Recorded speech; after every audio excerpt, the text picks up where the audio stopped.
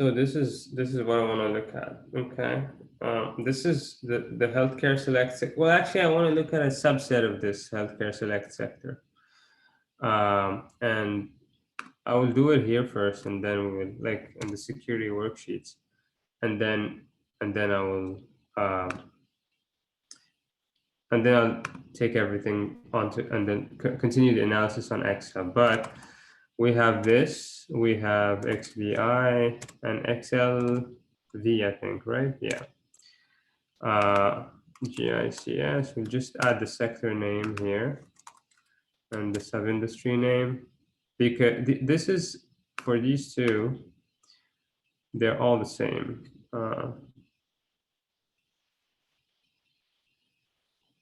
It should be all the same. So the issue, well, not the issue rather, but this one, the issue is, oops, with SLV, because there's a lot of healthcare providers here. So basically hospitals and whatnot. But all I want is actually pharma firms. I don't really want, actually, this is the first time I look at the constituents of the healthcare select sector. It's not a lot of, okay, it's biotech. Okay, Abbott Laboratories. Interesting.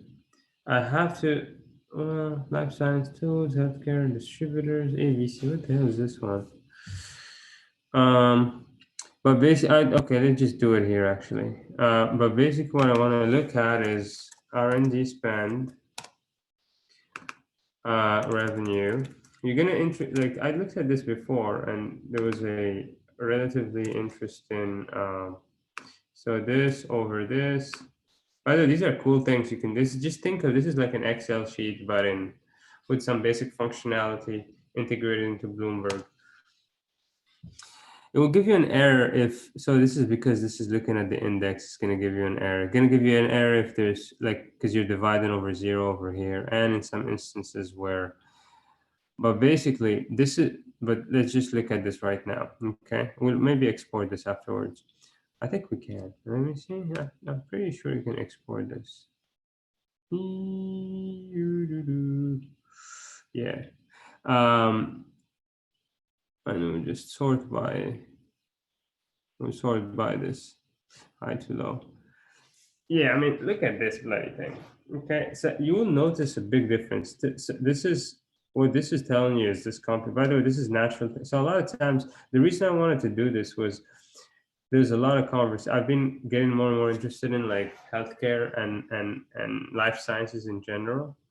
And I have basically wanted to, and I've been hearing a lot about, I did not know there was a distinction between within the life sciences umbrella that, at least in the US, that when you talk about pharmaceuticals versus biotech, you're talking about two different things. And in my mind, it was all the same, pharma, biotech. It's just, but it appears that that's not the case.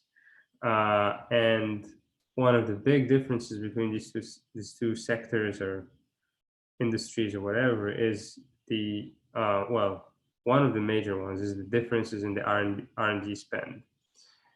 And if you see here, so here we have three big indices that have a healthcare focus. This is the IBV, the Nasdaq Biotech Select Sector. This is, and then we have XBI, which is, I think, like the S&P 500, sorry, the S&P Biotech Select Sector.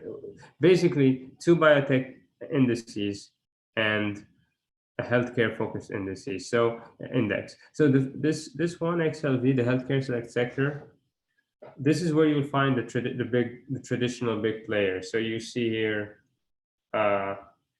I don't know how you pronounce this one, but this is one of the large companies, and look at the revenue. Okay, so you'll notice a couple of differences. The big players are here. It's not just pharma firms. There's some healthcare. There's, I think, a couple of healthcare managed these things, healthcare services. They're not like in the insurance companies, basically, and a couple of others, but you'll see that these companies are the traditional large players in the healthcare market. So as you see here, the revenues are pretty large. These are like multi-billion-dollar companies. I mean, which one is this one? This is a huge one, $214 billion. Okay, Matt McKesson. I don't know how you pronounce that. Okay, so these guys are big players in the healthcare market, and large revenue, the big money makers. Um, but the ones over here that you see, as you notice, they have very small revenues. Some of them have almost negligible revenues, and some of them actually have no revenue. So if you come here, so all these error ones over here, you see, there's like a couple of firms that basically have no revenue, um, which means that they have not basically developed the products yet that they're managing to sell. They're still in the clinical trial phases, and whatnot. Um, but basically, to capture these differences between all these sectors, I think one of there's a lot of other differences. So, but to capture the differences, I think a good way is to look at the R&D expense over revenue. And over here, you'll notice it. Now, I think later on I'll just export all of this and average this, just because just look at some measure to compare it to summarize these data for each one of these sectors. And you can see like the large. I mean, for this one, for example, this is an outlier in this case, but because they're spending $49 million in basically R&D, but and have a revenue of 180 sorry, $18,000. That's probably, I don't even know where that revenue came from. That must be some weird licensing fee or something that they got. But so 2,700 times revenue. That's what their R&D expense is. If you go down to this company, let me actually add the name of these companies because I got no idea what they are. Insert column after. Oops. Ooh.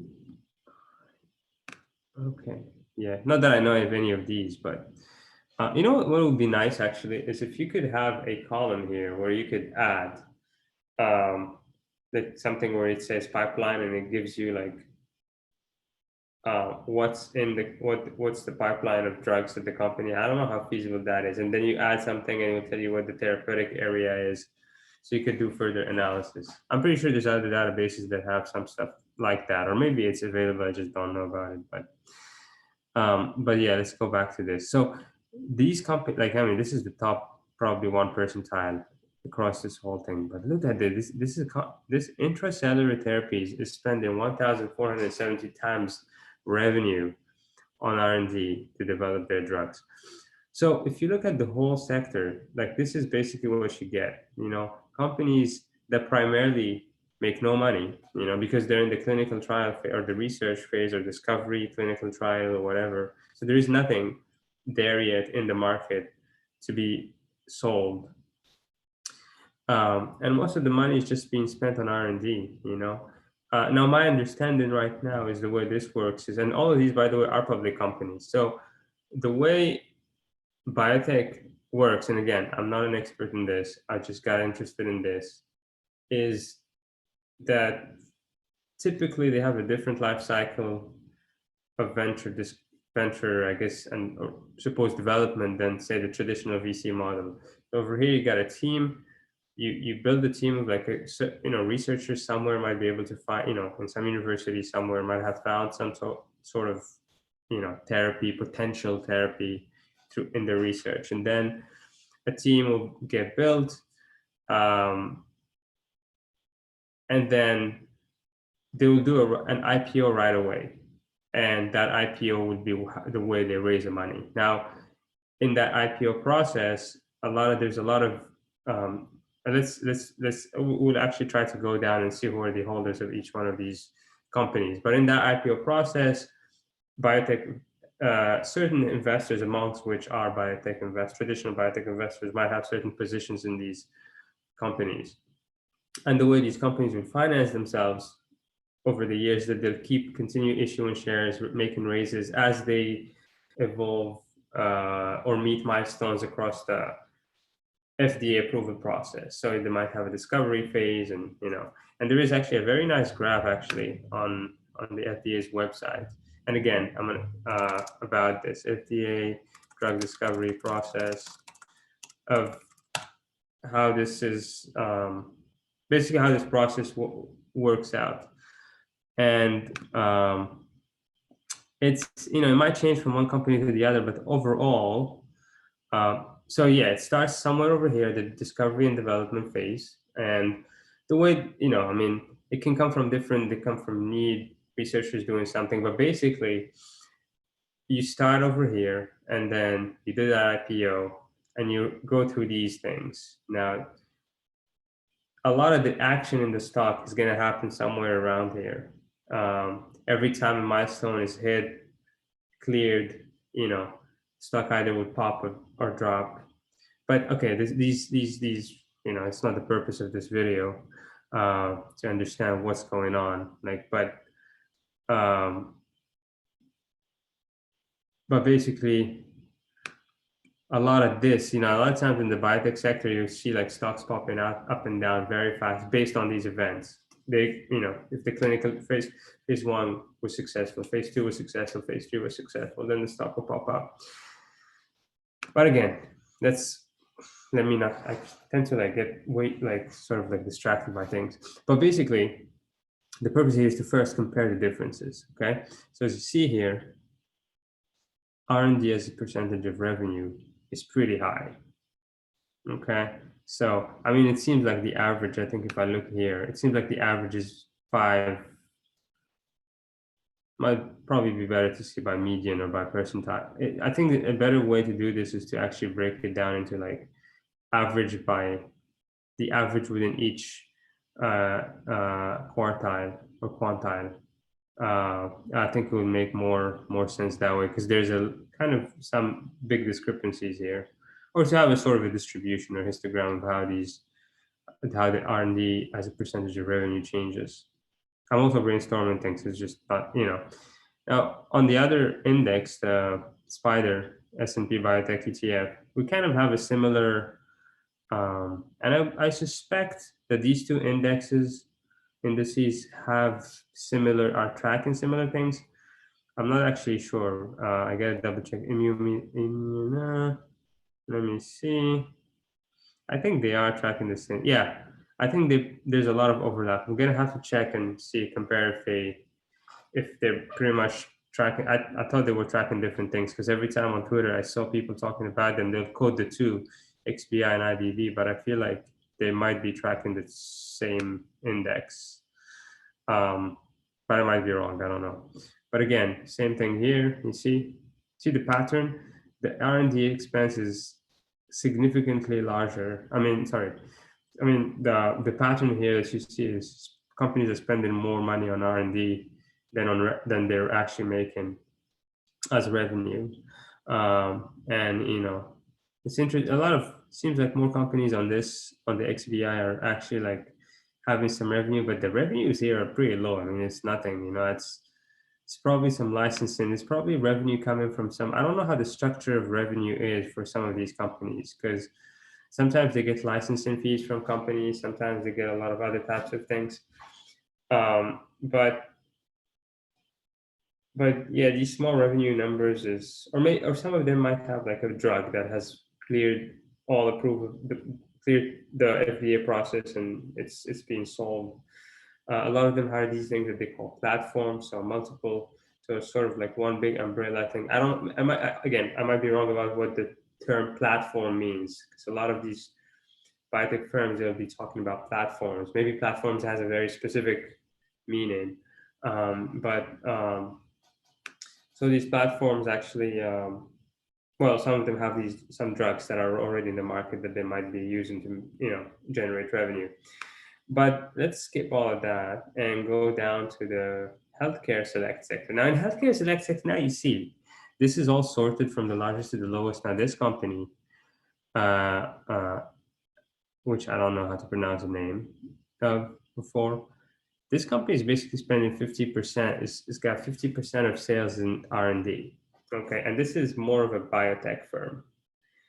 But this is the R&D expenditure of this healthcare select sector is nowhere close to the biotech firms. Okay, and this was like when I, when I heard about it, when I guess realized this, I was like kind of weirdly shocked. I mean, think about Abbott Laboratories, for example. This is a big healthcare company. Or let's look at Johnson and Johnson, for example. Johnson is Johnson, big pharma firm.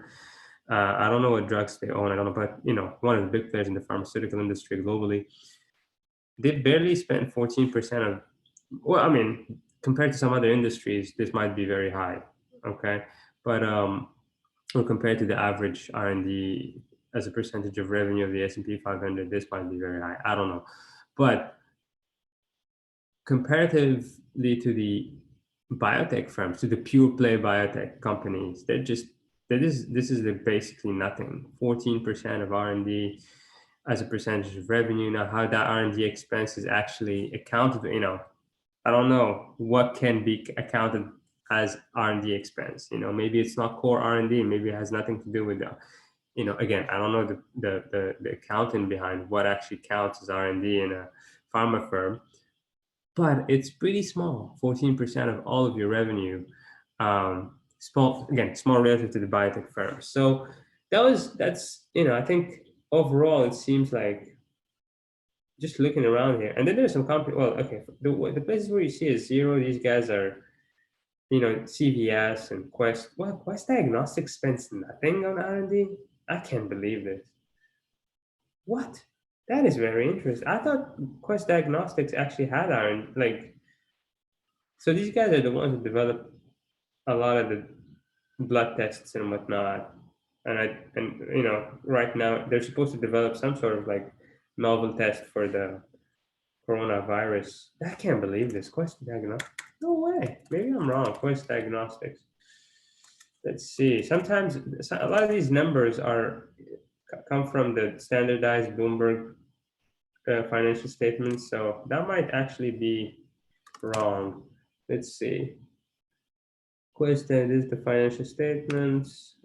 Let's just see here. These they come from these adjusted figures. So well, other operating expense. Yeah, it's probably bundled under other operating expense. Sorry, not other operating. Well, let me see. CF. Where is the 10K for this company? Let's see. Oops. We'll just look at last year's R&D expense. Should be, we're not trying to predict. We're just looking at general trends here. All right.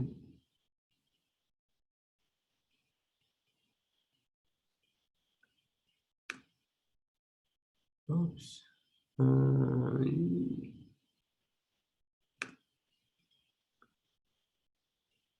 Oopsie.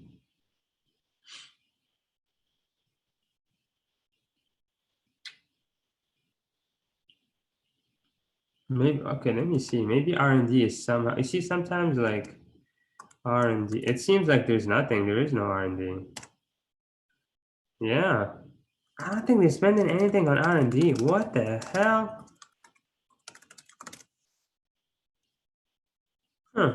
Or maybe I'm misunderstanding the business. It could be that as well. But I would have suspected that. That's interesting. Oh well. The things you learn. Anyway. Yeah, it seems like this is actually correct. They haven't spent anything on R&D. That's pretty odd. What do they do? I'm pretty sure they have.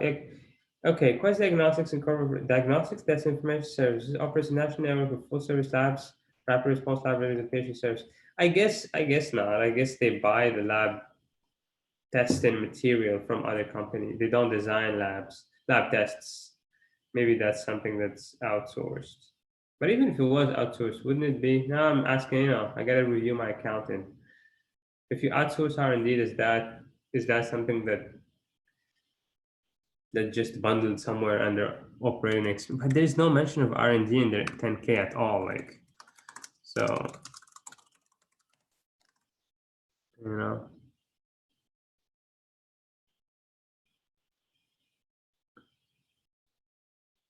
Uh,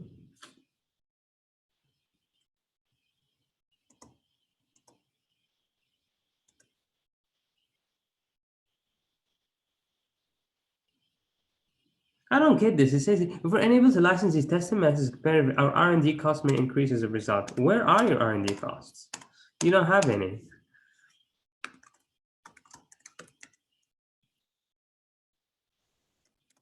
I don't know. Doesn't seem like they're spending anything on R&D. Okay.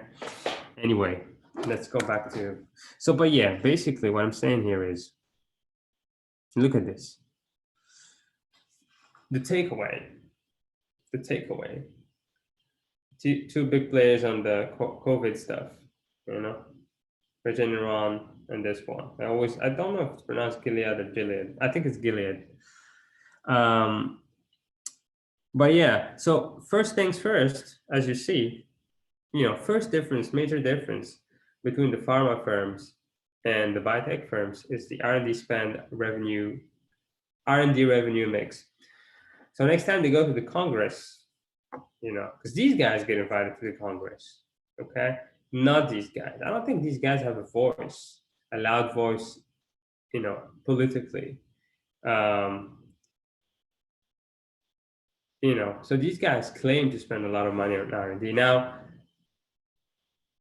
again, I'm just learning about the dynamics of the overall healthcare industry. But something else that I understand is eventually these players, that one of the major, I guess not major, but a major revenue driver for the biotech firms is that these companies would eventually can buy sometimes the licenses for the drugs that the biotech firms develop. So so that they can market them and sell them globally. And of course, there's a lot of M&A activity, or just acquisition activity that is driven.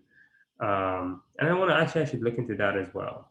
A lot of the acquisition activity. So a lot of the things so again, to go back to the original, to the sort of the work, like the flow of this, or the journey of a biotech firm starts off as as an idea, or as some sort of scientific discovery that develops into a company that does an IPO, raises money so they can do the trials. And a lot of times what happens is that when you actually clear the last hurdle, and basically you have a drug that can be used by people, acquisitions start, like kick in. And one of the big players in the pharma industry might acquire that company, or at least have like a exclusive license to their to their drug or therapy. So while these guys are not spending a lot on the R&D side, they play a particular role in the overall in the biotech life cycle, particularly from the venture standpoint, because a lot of these firms have venture investing firms, and sometimes they have positions in these companies through their venture arms, but they also license a lot of the drugs, acquire a lot of these companies, and so forth and so on. So important to keep that in mind. But a pure, I mean, I think not the criticism, but the point that I want to raise here is that in terms of R&D expenditure, that they're not doing as much as they claim to be doing, or at least relative to the biotech firms. Okay, now what do we do right now? Okay, right now what we want to look at is, I want to kind of give you a I'll explore this later, but I just want to. I said I was going to talk about two. I was going to show the big players in a way in this. So, oops, sorry, it's not that. So let's see the holders of this stock. Who holds this stock? Oops. Right. That's not good. All right. Yeah, I just want to see who are the big players from the, who are the big shareholders. I don't remember what it was. I think it was, well, let's see, GES.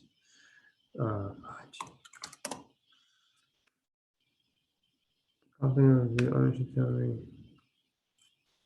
HTLD. Where's HTLD?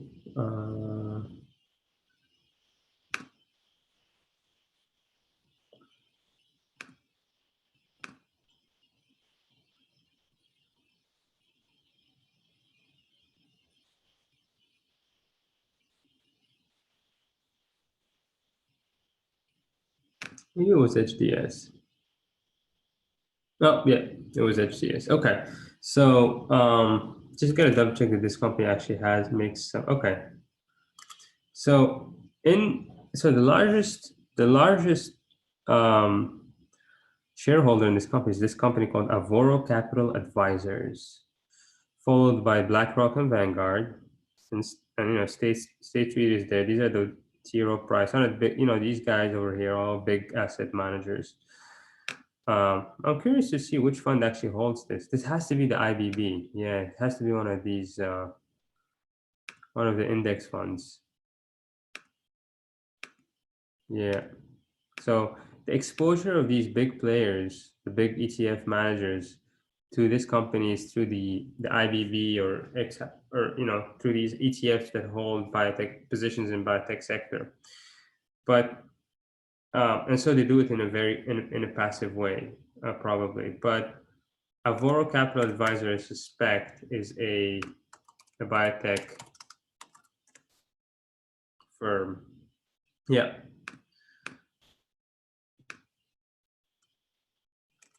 So Palo Alto Investors, Boxer Capital. Let's just have a look at these. Boxer Capital. And by the way, guys, I'm not if anybody's watching or eventually watches this, I am by no means an expert. And I'm just learning. I'm learning. I'm discovering things as you are. Yeah, so these guys are, it appears like they are actually, yeah, these guys are biotech investors. Okay, they got the largest position in the firm. Let's see who's in this team. Okay, yeah, and typically these biotech investors, if you're going to make an assessment on a biotech firm, I don't think an MBA is going to help you that much.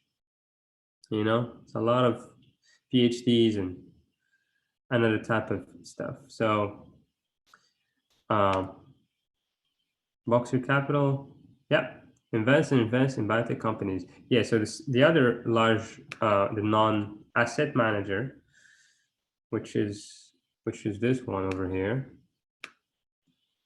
Boxer Capital. So just for now, ignore the Vanguard, BlackRock, because these guys are investing passively through their ETFs. But Boxer Capital, which has 3.95% of in position, is also a biotech investor. Now, Palo Alto Investors, I wonder who that is. Palo Alto Investors. I feel like this is one of those. This is a traditional VC firms. One of the traditional VC firms. Well, actually, no, I am wrong. This is also a biotech. Yep. So these guys also invest yeah. So this is what you'd call, like, these traditional investment firms. Again, so as of now, my understanding is, so these guys would probably lead in the investments right from the beginning. Now, I don't know how you track who invested in which, who invested in the IPO, who invested in whatever phase. I think that's something worth looking at. But as you see here, the type of investors, other than of course the vanguards and all who are there passively, I see my whole, like, I feel like ownership. I think what the ownership summary tells you how much VCs have on this. Institutional, historical. Okay, that's interesting. Okay, so these are the positions of, okay, last four quarters. But okay, let's just step back a little bit. You get the point. These guys probably like were probably there in the invested in the IPO, or maybe like actually founded the company. What's the name of this company? The Immunomedics, and they probably sit on the boards of this company. All right. Oops.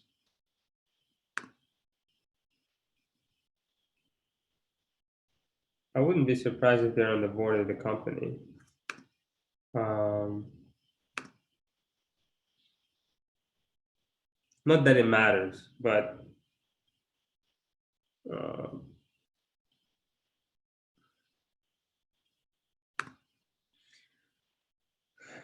I'm looking at something completely different now. Approval. Okay. So this is probably where their money is coming from. See that revenue that we looked at earlier? I think they have like 200. I don't know. Resubmit BLA. So nothing is actually on the pipeline. I mean, sorry, nothing is actually in the market yet, but seems like this one is basically just almost there. I suspect probably everything's going to clear all the phases, and then so it's probably a lot of the stock is probably the information surrounding this is probably priced in, not but again, I shouldn't speak about that. I'm by no means an expert in this, so maybe these three, the ones that are almost like done phase three, you know target a very small sort of like health issue, and have a small market, and maybe this one is a big market, and it might just be a flop, but whatever. Let's see the board of directors. Yep. See, yeah. So those guys probably were. See, this is a Behzad as Ahazede. I'm probably butchering the name. Sorry about that. But he is in the. They're the largest. They have the largest position, and of course, he is in the chairman of the board. And I'm pretty sure they actually led the investment. The original investment in the company was probably led by this by Avoro Capital. Um, this is interesting. Okay, these are all we're just going through things, um, describing things. Not there's nothing predictive um, or sort of like the executive leadership as well. That's interesting. So does that mean that he heads the company? Interesting.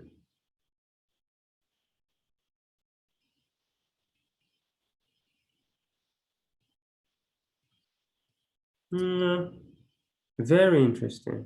Because I was reading about this, or like I read somewhere that like one of the models, I think in biotech is it's a VC led company. So where supposedly the venture capital firm will have a certain therapy that it thinks will succeed, and then they'll go acquire the rights for it, develop it, test it, and they'll hire certain people.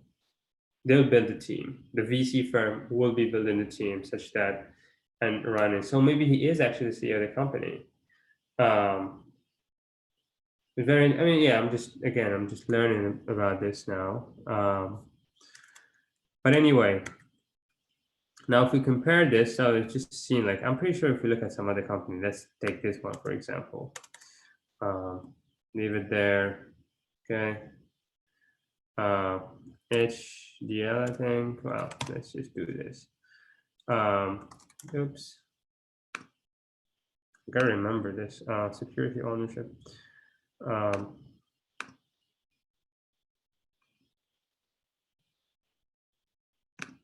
was it ownership summary? Yeah.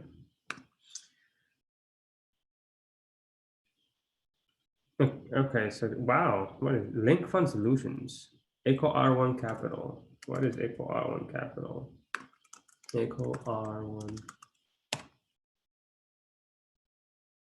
Okay, so there you go. I think what the other thing that I'm going to do is I'm going to try to download the largest shareholders for each, the list of shareholders, because I'm just trying to understand, like, to build a sort of like a mini report, sort of kind of like an overview of the biotechnology industry, of big players, revenue dynamics, R&D, revenue mix. Eco R1 Capital, how much do the large investors have as a position in the company versus, say, something passive? So Eco R1 Capital, which holds almost 23%, 23, 24% almost in that company. That's another, again, they are a biotech, pure play biotech investors. Let's see who was founded portfolio generally biotech investor. No, no. Okay. Anyway, I'd like to learn about the background of the people. And well, see, this guy is not actually like a scientist by training. He's got a Bachelor of Science in Foreign Service. Okay, so I get to have some hope. I can hopefully make it into this industry someday. Hopefully. Oh, she graduated from University of Virginia. Well, we have an analyst who is also not a. That's interesting because I'm always curious about how non-life science people from non-life sciences backgrounds actually manage to, number one, get into this field, number two, make successful investments and make proper assessments of the companies. I mean, one of the most famous, probably one of the most successful investors in biotech is, he doesn't have I think his name is Robert Nelson. I probably ruined the name. He's from Arc Venture Cap. So he doesn't have a technical background per se, um, but he's got econ and bio. But like when I say not a technical background, I mean like a PhD. He's not a PhD guy. I mean he does have bio, but and then there is Josh Edelman, who is a hedge fund manager from Perceptive Advisors, who also comes from a non-technical background, but they have a hedge fund that's very successful in investing in life sciences. I don't think they don't do venture type investments, so they don't start companies, but I think they but they do have positions in equity and debt instruments within the biotech sector. Um, okay, now so I'm just looking at another. See, we look at it. OrbiMed Advisors. Oh, they reduced their position in this company. Okay, interesting. 5%. Let's look at another one. Let's look at we might actually find Perceptive Advisors here. Who knows? A lot of the other, like for example, if you look here, there's DE Show. I just saw DE Show somewhere over here in 0.72. These guys probably have just, um, and Two Sigma. These guys probably have like algorithm-driven positions. They're not. I think I would ignore Link Fund Solutions. I need to know what Link Fund Solutions is. Ignore these so BlackRock, FMR, Dimension funds. These are to be ignored. I'd say for the biotech, the people who you look at are these guys who are not managing like funds per se, but they're like they are pure play biotech investors making I guess fundamental investment decisions in these companies. So that's what we'll be concentrating. I think I should be concentrating on. And I guess I'll have a split between large institutional investors and asset managers, venture capital type of biotech focused investors, and see who are the biggest players in the biotech industry, in the venture space. That's something that's going to be interesting, I guess. So Let's look at a last one, somewhere over here. Moderna. Well, Moderna is a big one. I think it would. Well, yeah, it's one of the big Denali Therapeutics. That is interesting. Let's look at Denali. Okay. Oopsie. Okay. Yes. Oops. Okay. So Crestline Management, Art Venture. Remember that one? We got 10% in this company in Denali Therapeutics. Art Venture is one of the big successful companies invest in this space in the biotech space. Now, Crestline Management. Let's look who Crestline Management. These guys are probably also a biotech alternative investment management firm. Interesting. So maybe these guys are not actually a biotech firm. From a supervisory funds.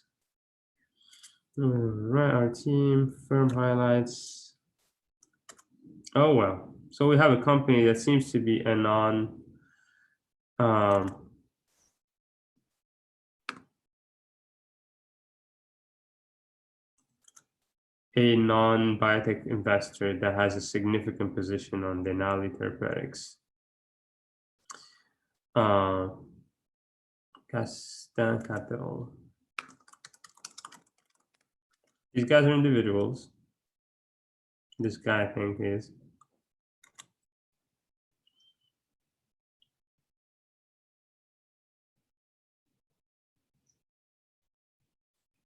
Yeah, you get the gist of it. Okay, now,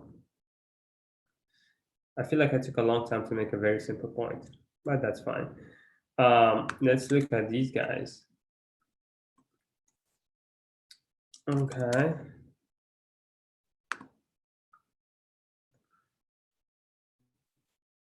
See, in the case of these Baker Bros advisors, God, who are these people? Baker Bros advisors. This is like my way of like trying to find future employers. Right. Baker Bros advisors.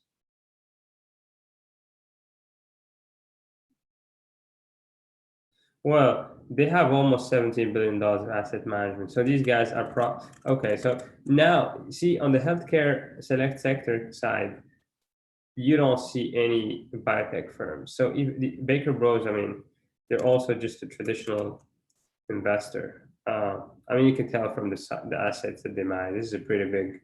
A biotech firm can never. A biotech investor will never have $14 billion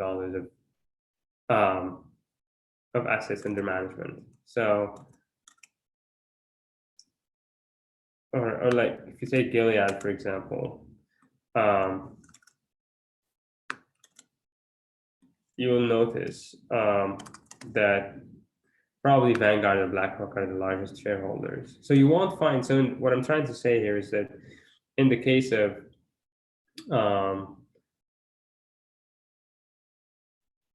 what's Capital Group? In the case of these pharma, like the traditional pharma firms, you will not find positions, investment positions from these, biotech focused investors. Let's go to Capital Group. I never heard of this asset manager. Capital Group call. Okay, Capital Group is in America. Oh wow, they have $2 trillion of assets under management. Wow. Okay, they are big. Oh well, but yeah, you get the point. These are traditional. The largest shareholders are all traditional. Traditional institutional investors. Okay, so that's another vector. Basically, how the mix between venture capitalists versus, or the differences rather between who owns biotech versus who owns pharma. I'm actually like curious to see if there is a way to look at the pipeline of the company right from here. That would be an interesting thing. Industry info. Nah, probably not. We probably won't find anything here. Oh. Oh no, never mind. Never mind. I thought this was something. Okay, industry indicators. Drug approvals, drug licensing deals, total branded units year over year. Uh, yeah, the other things I need to look at are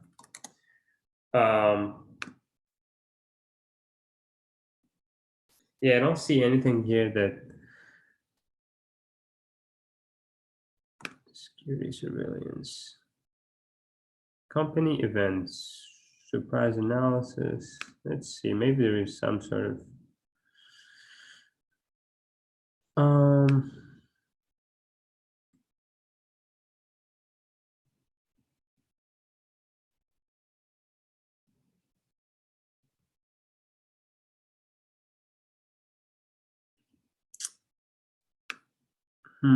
nothing over here that seems to be yeah, I don't see anything that's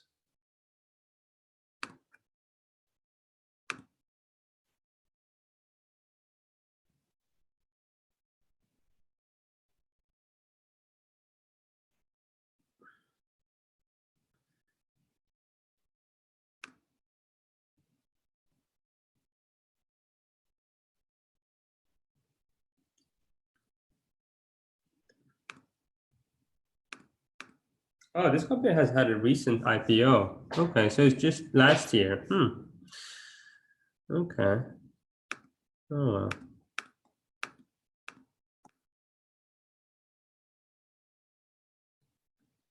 That's interesting.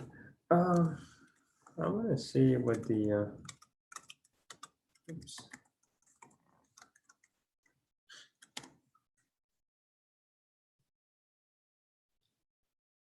Year to date. Yeah, we can look at the year to date.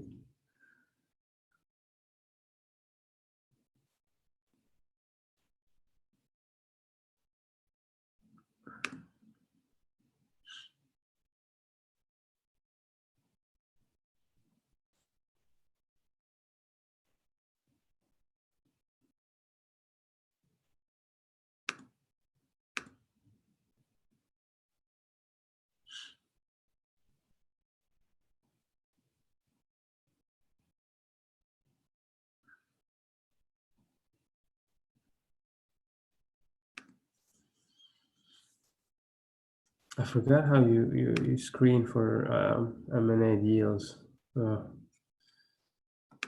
Let's see.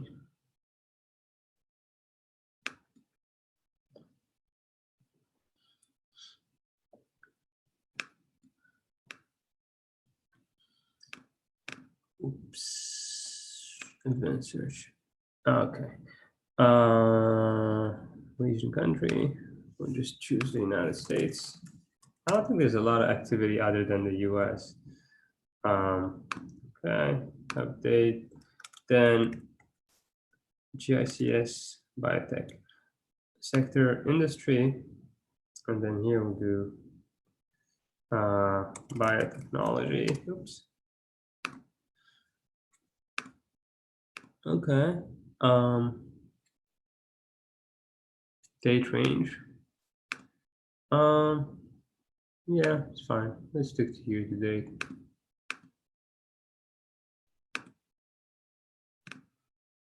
Okay. 195. That's quite a lot of. Let's see how many happened for during this 1 year. Last 12 months. 710. That's a lot of IPOs in the biotech. By the way, the biotech sector apparently is in the IPO market is the most active active one.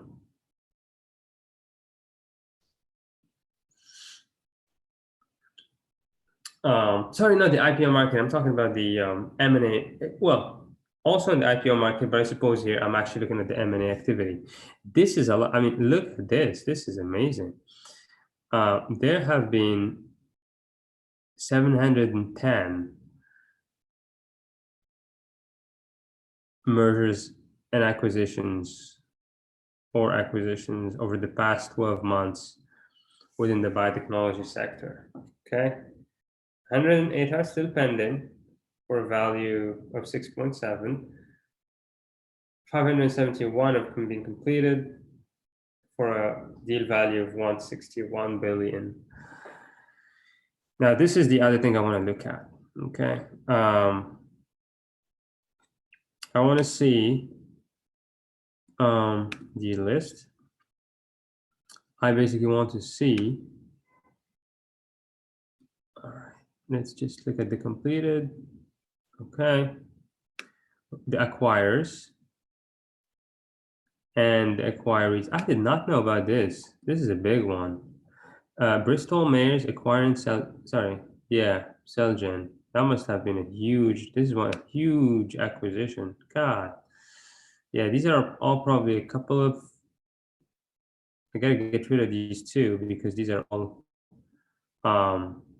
big mergers within the pharma industry.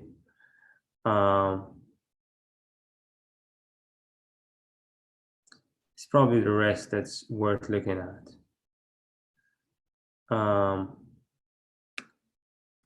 To see who is the most active player in the biotech M&A space.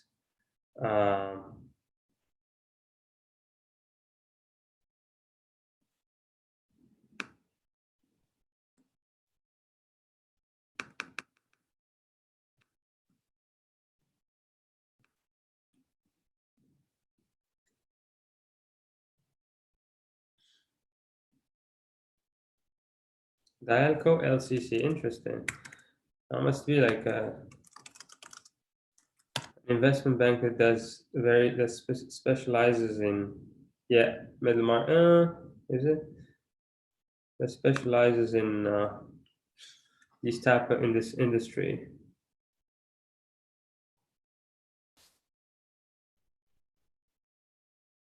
Okay. Anyway, deal breakdown. Okay. Well, I suppose.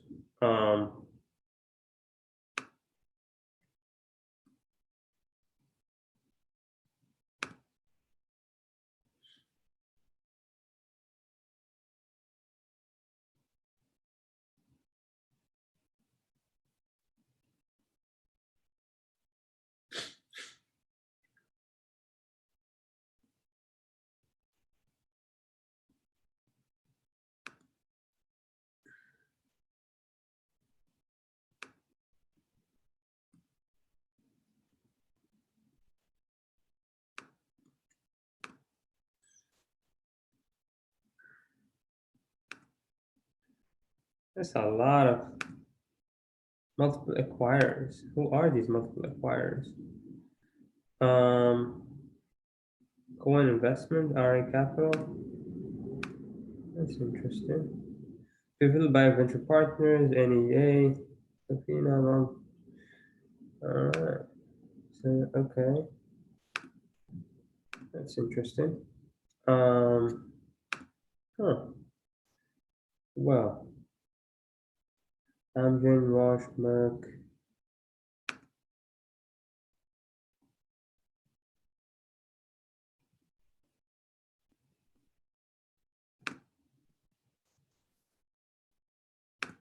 I feel like the rest is all going to be multiple acquirers. But as you see, it's a lot of activity in the M&A space in biotech. I gotta refine it a little bit more to make sure I'm choosing the right sector name and all, but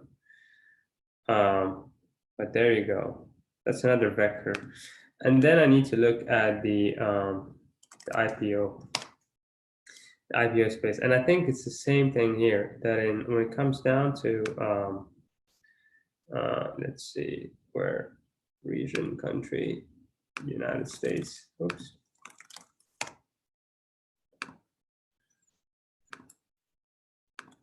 Technology. Exactly. So they just last 12 months as well. Announced date. Launch date. I guess pricing date.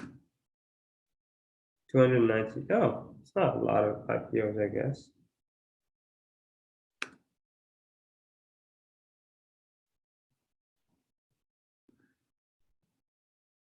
230 are trading 21. The total 296 announced. This was the biggest one. I remember this. Yeah, Moderna's IPO. This was big. 2.1 billion. I think it was the largest biotech IPO of all time, if I'm not mistaken. Let's see what's up here.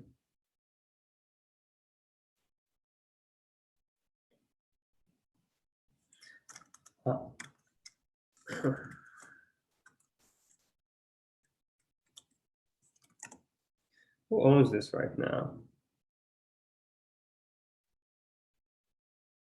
Zeneca and Flagship Pioneering.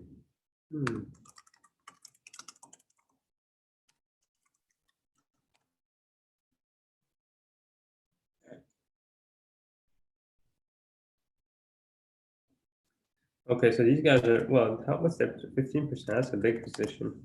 Zeneca Incorporated.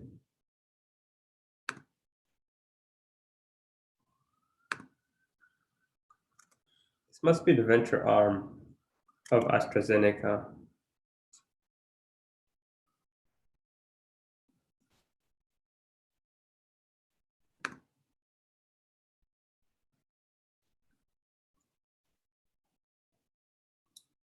Okay. But the largest, seems the largest shareholder in Moderna is Flagship Pioneering. We create breakthroughs in human health and sustainability and okay. Yeah, I gotta look at the big players in this industry. Companies founded 106. Oh, they must have. Oh, so see, they founded. Yeah, okay. So that's what I was talking about in the VC model in the biotech is, I guess, that holds. That's true. Uh, where an investor like here, Flagship Pioneering, they founded this company. So the investors founded it, and then they had that big IPO priced at 2.6 billion, and that went, and that it's, oh, that's incredible. He's the managing director and partner. Okay, good call. I gotta see who's in their team. See what the team looks like. Join us. All right. I mean, if it's a team of scientists, they'll typically have a bias to that. If they have more diverse backgrounds, then, this looks like a group of scientists. Everybody's got some, I think they are. Right. There probably are open roles.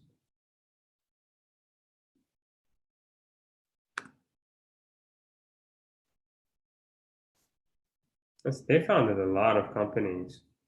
God damn. That's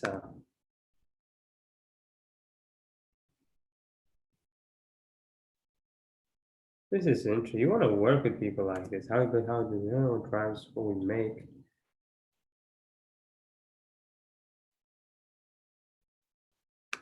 This is interesting. I gotta read this a little bit more. Okay. Anyway, now you know.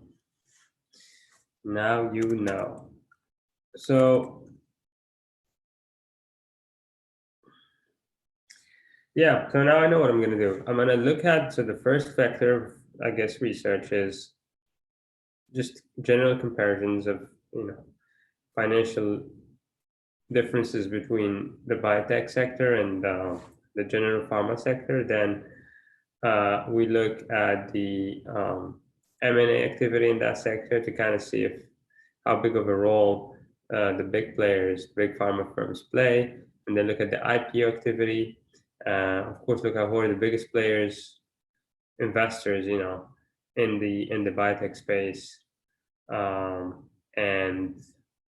and yeah, and eventually I need to try to see if I can find a database or somewhere through Bloomberg to get basically the pipeline of each biotechnology firm, how many drugs they have in their pipeline, and what phase in the FDA approval process are they in.